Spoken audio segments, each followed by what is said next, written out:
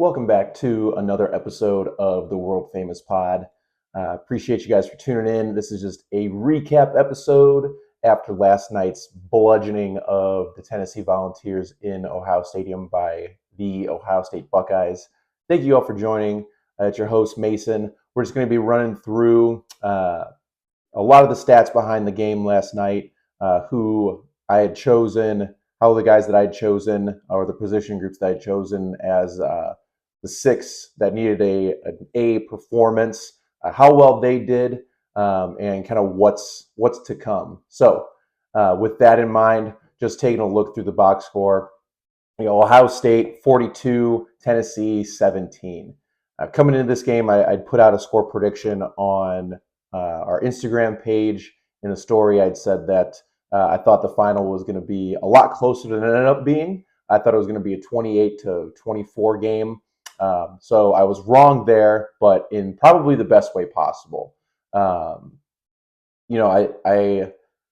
haven't seen a complete Ohio State game on both sides of the ball like that in I don't know how long. And this team last night in the shoe in front of a packed house, mostly Buckeye fans. I know there was a lot of talk that Tennessee was going to take over the shoe and Neyland North and throw the goalpost in the Olentangy and yada, yada, blah, blah, blah. I think this game has been coined the Rocky Flop, as it were. There were definitely people there from Tennessee. They represented. You could see the orange kind of speckled through. But once the scarlet was there, and all the Ohio State fans filed in, it wasn't even a contest from a fan standpoint. Like they might have taken over game day, but that's free. It was loud, and it was loud from right off the rip. I hinted at earlier, that last night it was like watching just a murder scene that it didn't stop. Ohio State never let off the gas, except for a brief period during the second quarter, where there was a little bit of a momentum shift, and then in the end when they were putting in their backups in a college playoff game, no less. They out totaled in yardage, 473 to 256. They outpassed them 317 yards, 104.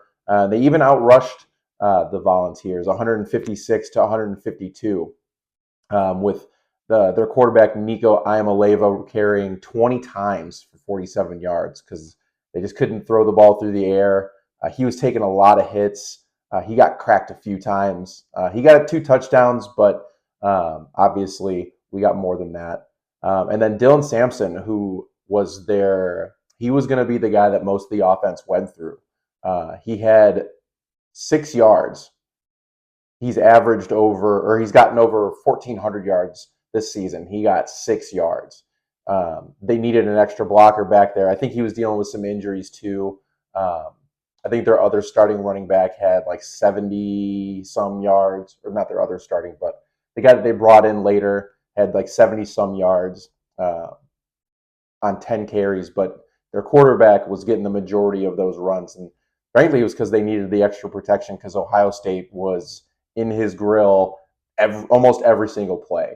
It was incredible. And I think that was a great game for the loyal Buckeye fan base. Just to watch, it was great seeing the seniors get basically get a mulligan and one more chance to perform in front of the home crowd. That doesn't happen as often, or it didn't happen often in college football. These guys get that chance now with this new playoff format, and they did not disappoint. So that was really great to see. And for anybody who wanted to fire Ryan Day within the last 3 weeks, I don't know what you're going to talk about now. There's no point, I guess, for you to watch the rest of the games because you didn't want to win an Natty. So I guess go watch something else. But with that in mind, we're going to get into the 6 players or groups too that I had thought needed to have an A performance or grade A performance in this game. and we're going to talk about the O-line. We're going to talk about Will Howard, Jeremiah Smith, the defensive line, Cody Simon, and then my last pick was special teams. But with the O-line, there were a lot of question marks coming into this game. We lost our Remington Award-winning center, Seth McLaughlin, earlier this year. That means he's the best center in college football. So we don't have him. We lost Josh Simmons earlier this year. He's our best guard, and that I think that happened during Oregon, so that was pretty early on. And then we had to shuffle in a largely unproven Luke Montgomery. They had a lot of confidence in him, but again, he didn't. There's still a question mark there. Tegra Shavola is another guy who's had some question marks around his willingness to be a wall and move guys and be physical and be aggressive. And then Austin Saraveld's another guy who I guess has kind of earned the starting spot because he's just the best guy that we have. So there were a lot of question marks around what the guard play was going to look like. And I mean, it was stunning. They were getting good pushes.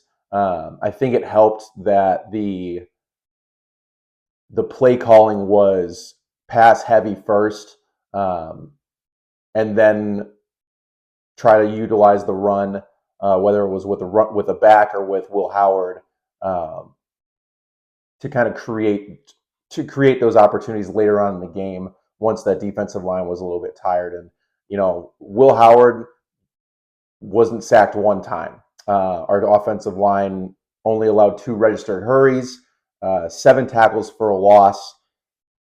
And like I said earlier, we had 156 rushing yards on 4.7 yards per carry. Coming up against a Tennessee team that was only allowing 2.9 yards per carry. And we had 4 rushing touchdowns in a game that felt like it was very pass heavy. Henderson broke 2 long ones in the game, and then Judkins had 2 where he bullied his way in from that 1 yard line after a good push from the O-line. So, I think they did a great job with the running backs. They had a lot of guys in motion. They even handed the ball off to a couple of receivers a few times, getting them in motion, getting those receivers in motion and faking them and getting it to their backs, getting 2 backs in the backfield, 2 guys in the backfield, and making the defense decide, is it going to be the one option at Judkins, or are they going to counter and give it to Henderson, which they did. There's a lot of that going on. Some design QB runs, some runs where Will Howard took off when he had his opportunities. I think it was a great game, not only to build confidence for the O-line, to build confidence for the O-line. We'll leave it at that, because that was incredible, especially coming in against a heavily touted defensive front that was so talented and so deep. That's all we kept hearing the last 3 weeks, was how talented and deep the Tennessee defensive line was. And the O-line, for the most part, had their way with them. I think that we've kind of found the recipe moving forward, and it'll vary against who we play, but really happy with how that looked. And we definitely got some answers to the biggest question mark out there.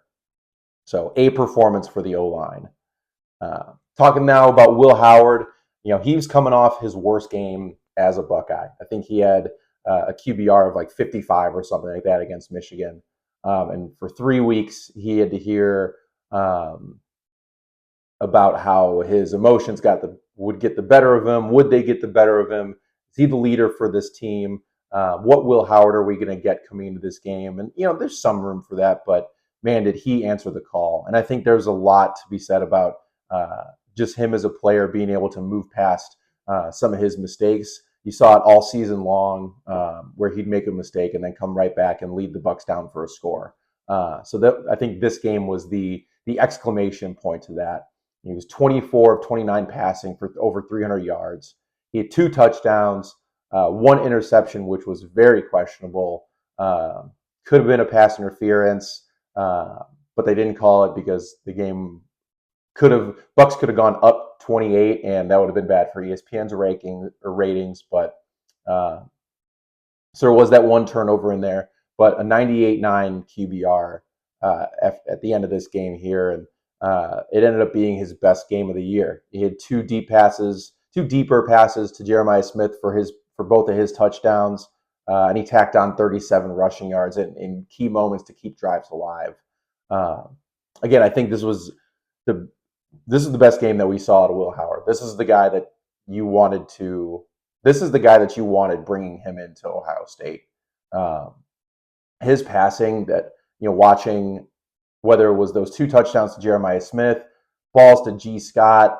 I think one of the first plays of the opening drive was a wheel route to Henderson for 20 plus yards, to Egbuka over the middle. He was spreading the ball around to anybody who had a set of hands that could catch and was wearing scarlet. And they were not, I think with the exception of one or two bad passes that were behind a receiver, these were dots. This is what you want out of your leader, throwing the ball like that, where this is as precise as you can get. It was really cool to watch, really fun, really happy for that young man. And I hope that we see more of that moving forward against Oregon. And then if and when we beat them, moving throughout the playoff.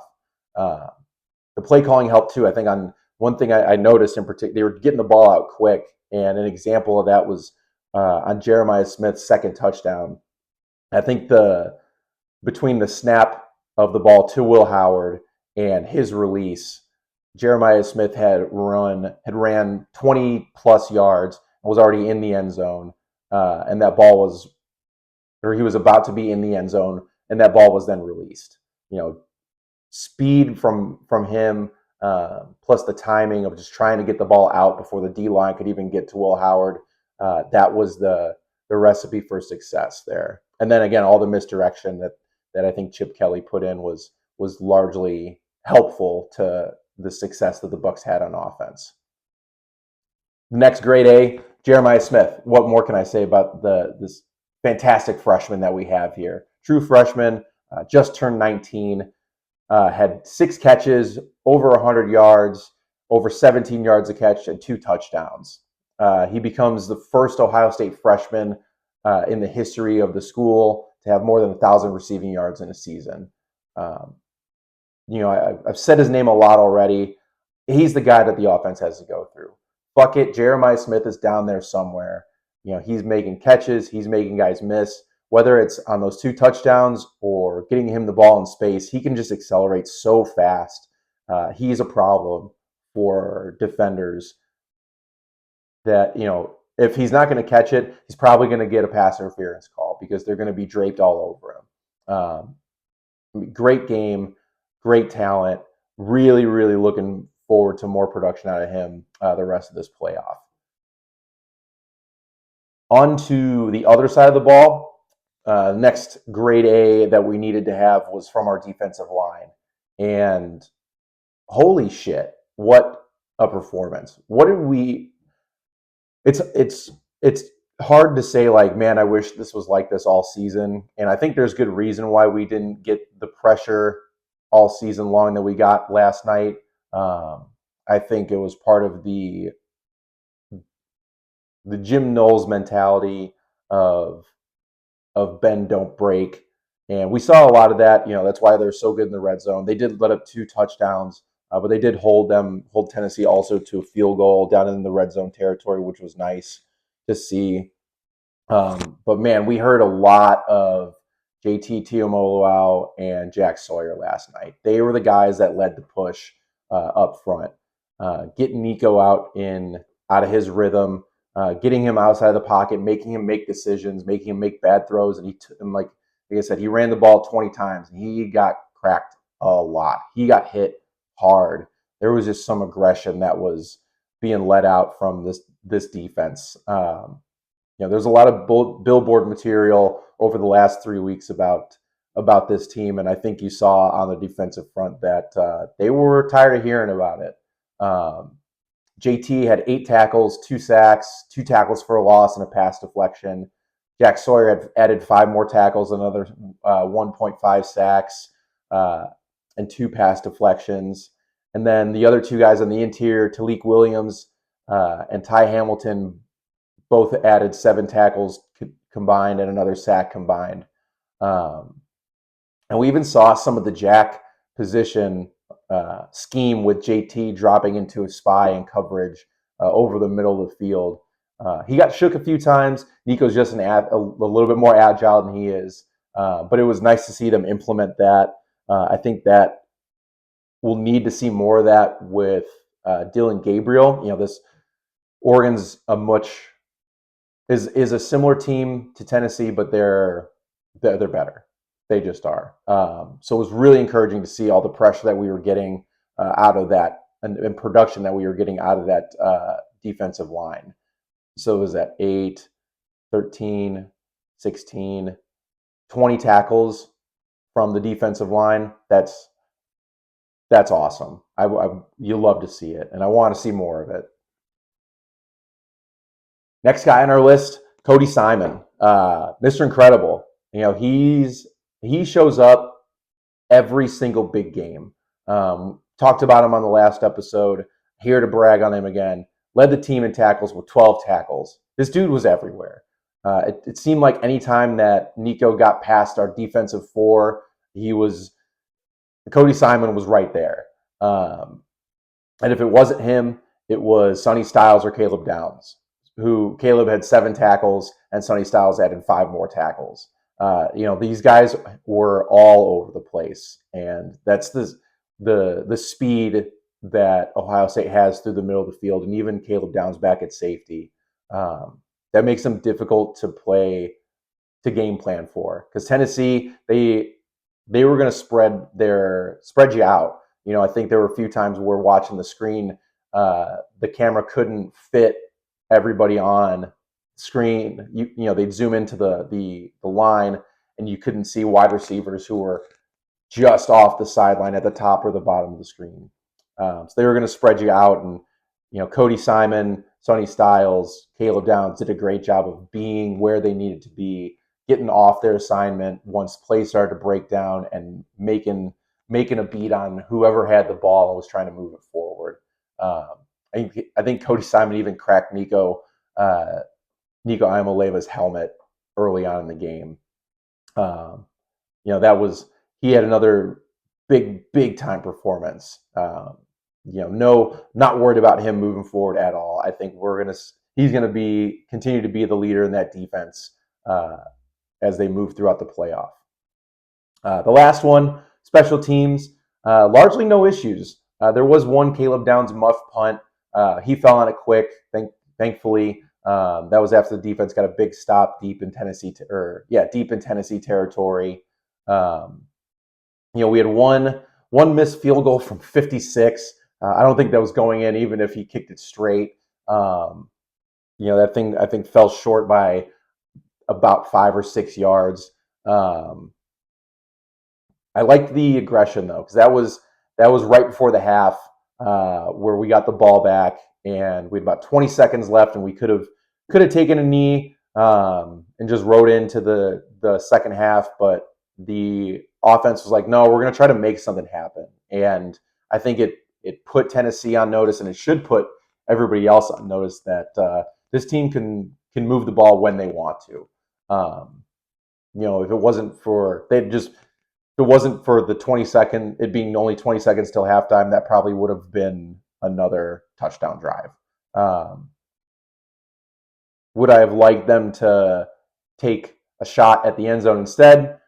I mean, you got nothing either way, but that's just being really nitpicky about something that I don't need to be nitpicky about. No missed points after attempt. All those were right down the middle. That was nice. No kickoffs that went out of bounds. We punted for 40 yards per punt, which was nice. We were able to flip the field a little bit more when we needed to, play a little bit of field position game when we needed to, but largely special teams was just a non-issue. They weren't great. They weren't terrible. So I guess we'll take that as a positive, a net positive moving into next week. But again, it was just fun. It was fun watching that game. the most fun I've had watching an Ohio State game all season. I think there were a lot of skeletons that got cleaned out, a lot of monkeys off people's backs after this one. It was fun seeing Ryan Day be so loose. It was fun seeing the offensive playbook just opened up, and the aggressive nature of the play calling, of just trying to score, and not play this game of trying to establish the run or try to be more out physical a team. It was a game that was played to Ohio State's strengths, and I think that's just what they have to do moving forward to keep the playoff push going, to keep moving deep into the playoffs and hopefully contend for a national championship. The aggressiveness on the defensive side of the ball, they've been great all year. This last night was on 10. It was just killer mentality. They were just beating the shit out of Tennessee. It was really fun to see, and that was just some Big Ten cold weather football. Tennessee players dropping like flies because of how hard they were getting hit, how cold it was, and they're not used to it down there in the SEC where they're so great. It was just a complete game, start to finish, and I hopefully we'll see more of that moving forward. The last thing I'll say about last night, just in general on college football, during the day, watching the night before, watching Indiana get railroaded by Notre Dame, watching SMU get railroaded by Penn State, and even watching Clemson. They made it a game late, but largely Texas handled that game pretty well. And the question was kind of, did the committee get this wrong? And I definitely thought so. Watching those games, like, oh man, maybe they should have put Alabama in. Maybe these teams aren't up to snuff. And then Ohio State just put it on Tennessee. And I think they would have done that to anybody last night. Doesn't matter who they were playing. They were winning that football game, and I don't think Alabama or Ole Miss or any other SEC team for that matter would have been able to withstand what Ohio State was bringing to the table. So in a long story, long way, I do think the committee got it right. I think there is a clear distinction between teams that can win the college football playoff and win a national championship, and it's like 5 or 6 teams that realistically have a shot, and then everybody else is hoping to have their best game on someone's worst game. And that's just the reality of the situation. And to be on the positive side of that is a really, really good place to be. Ohio State gets Oregon, a rematch of what we all wanted to see from week 4, week 5, whenever the hell it was, when it came down to the wire and we lost by 1 in Eugene. We get a choice or a chance at redemption in the Rose Bowl. January 1st, I think it's a 7:30 p.m. kickoff, so another night game for us Buckeyes, which is, we got none all year long except for one game against like Western Michigan or something like that, Central Michigan. I don't know who it was. Now we got 2 of the primetime games. Let's show up again, get another dub, and keep this thing pushing, because this team is fun to watch when they're playing loose and like their backs are against the wall and they got nothing to lose. This is the best team, the best version of this team. And if this is the team that we get these next week and a half against Oregon and moving forward, they're winning the national championship. There's no one that can beat this team playing like we saw last night. And I hope that is what we get moving forward. So we'll try to keep updates coming as we can. I guess it's moving fast pace. I'm going to hold off on the transfer portal stuff. I know unless it really affects Ohio State, which I guess it could with Devin Brown, but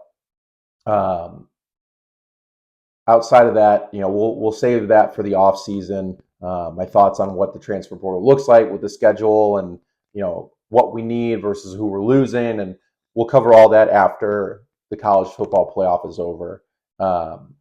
So thank you guys for tuning in. Really appreciate it. I wanted to keep this short, but I always seem to go off on tangents. But I will catch you on another time. And as always, go Bucks.